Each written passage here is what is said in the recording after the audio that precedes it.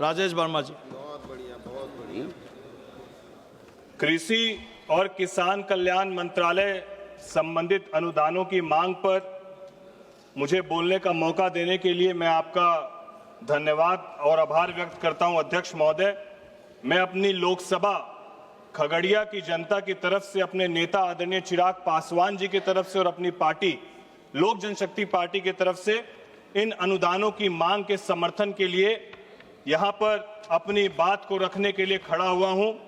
अध्यक्ष महोदय, जब हम लोग राष्ट्रगान गाते हैं तो राष्ट्रगान की पहली जो पंक्ति है, जन गण मन अधिनायक जय हे भारत भाग्य विधाता, उस पहली पंक्ति में जो भारत भाग्य विधाता है, आखिर कौन है वो भारत भाग्य विधाता जिसकी मेहनत पर यह 140 करोड़ का देश पलता है, जिसका हल चलता है तो इस देश की हर एक समस्या का हल निकलता है, धरती से जिसका मां और बेटों सा रिश्ता है, हमारे कर्णधार, हमारे अन्नदाता, हमारे किसान हैं। और वही है इस पंक्ति में जो पहली लाइन लिखी गई है, भारत भाग्य विधाता, वही किसान है हमारे भारत भाग्य विधाता। मैं इसके लिए आज अपने देश के यशस्वी प्रधानमंत्री जी का और यहाँ मौजूद हमारे कृषि मंत्री आदरणीय शिवराज सिंह चौहान जी का हृदय से आभार और धन्यवाद व्यक्त करता हूं कि राष्ट्रगान की पहली पंक्ति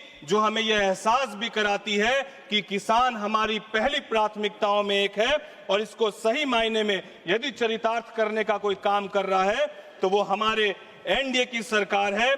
जिस तरीके से हमारा देश विश्व स्तर पर एक नए आयाम को लिखने जा रहा है, वही हमारे देश के यशस्वी प्रधानमंत्री और कृषि मंत्री जी के सामूहिक प्रयास से लगातार कृषि के क्षेत्र में भी हमारा देश जो है एक नए आयाम को लिखने का काम कर रहा है अध्यक्ष महोदय, क्योंकि हम जानते हैं कि हमारा देश तभी आगे बढ़ेगा जब हमारे देश का किसान आगे बढ़ेगा। और इसके लिए कहना चाहते हैं, किसानों के लिए कहना चाहते हैं कि धूप में जलकर भी जो मुस्कुराता है, हर मौसम में जो फसल उगाता है, खुद भूखा रहकर भी सबको खिलाता है, वो किसान ही है अध्यक्ष महोदय जो इस देश को चलाता है, जो इस देश को चलाता है। अध्यक्ष महोदय, अभी विपक्ष के हमारे बहुत सारे साथी लगातार अपने आप को किसानों का रहनुमा बता रहे थे और बार बार हमारे एनडीए की सरकार को कोसने का काम कर रहे थे। अध्यक्ष महोदय,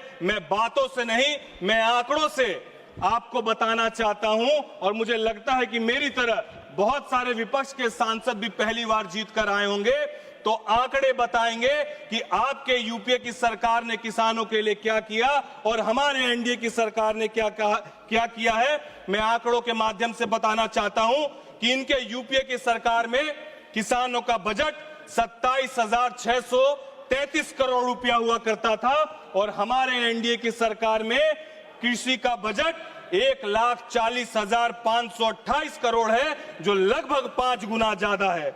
अध्यक्ष महोदय, इनके सरकार में स्वामीनाथन आयोग की लागत पर 50% मुनाफे की जो सिफारिश की फाइल थी, इन्होंने रद्दी में फेंकने का काम किया। जब हमारी एनडीए की सरकार आई तो न केवल 2019 में उस योजना को स्वीकृत किया गया, बल्कि उसको लागू करने का भी काम एनडीए की सरकार ने करने का काम किया।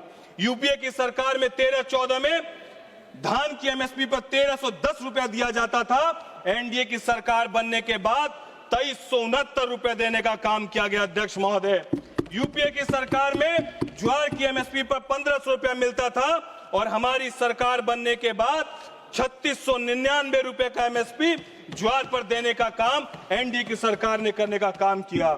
अध्यक्ष महोदय, मक्के की एमएसपी पर ये 1310 रुपया दिया करते थे, हमारी सरकार ने 83% बढ़ाकर 2400 रुपए करने का काम किया गया। और इसके लिए मैं अपनी लोकसभा खगड़िया के किसानों की तरफ से हमारे देश के यशस्वी प्रधानमंत्री जी का आभार धन्यवाद व्यक्त करते हैं, क्योंकि सबसे ज्यादा मक्के का उत्पाद यदि किसी लोकसभा और जिले में होता है तो वो मेरी लोकसभा खगड़िया लोकसभा में होता है। अध्यक्ष महोदय, 2004 से 13 में धान की खरीद यूपीए की सरकार में 4.40 लाख करोड़ रुपए का किया गया था, और एनडीए की सरकार में 12.51 लाख करोड़, जो लगभग 3 गुना ज्यादा है। अध्यक्ष महोदय, इन्होंने अपने कार्यकाल में किसानों पर केवल 1.51 लाख करोड़ रुपए खर्च किए थे और हम लोगों की सरकार ने लगभग 9 गुना ज्यादा 10.75 लाख करोड़ रुपए खर्च करने का काम किया है।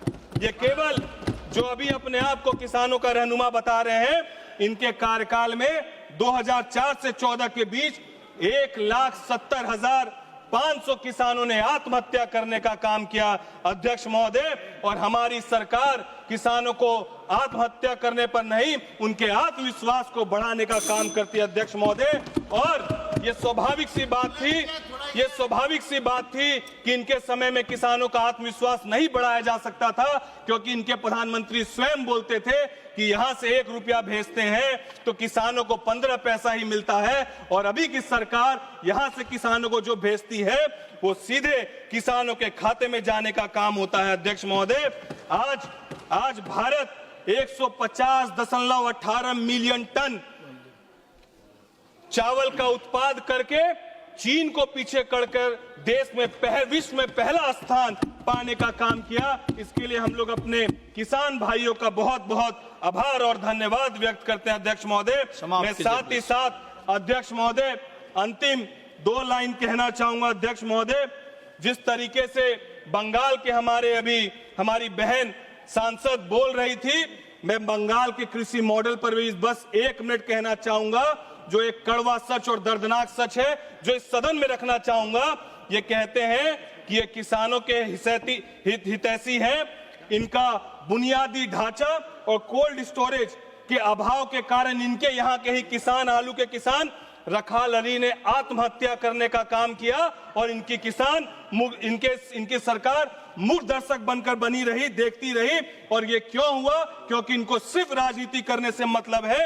अगर केंद्र सरकार की प्रधानमंत्री जन धन कृषि योजना लागू कर दिए होते तो शायद आज वो किसान हमारे बीच होता अध्यक्ष महोदय। मैं बस यही कहना चाहूंगा कि इनके समय में किसान मजबूर था, हमारे समय में एनडीए की सरकार में किसान मजबूत हुआ है। और एक 4 पंक्ति से अपनी बात को पूरा करूंगा। तुम्हारे दौर में किसान सिर्फ फाइल में आबाद थे, तुम्हारे दौर में किसान सिर्फ फाइलों में आबाद थे, झूठे वादे और खोखले नारों से अन्नदाता बर्बाद थे। हमने माटी को चंदन मानकर हर बूंद पसीने का मोल चुकाया है। जो तुम 60 साल में ना कर सके वो हमने 11 साल में कर दिखाया है, 11 साल में कर दिखाया है। जय हिंद, जय जवान, जय किसान। बहुत बहुत धन्यवाद।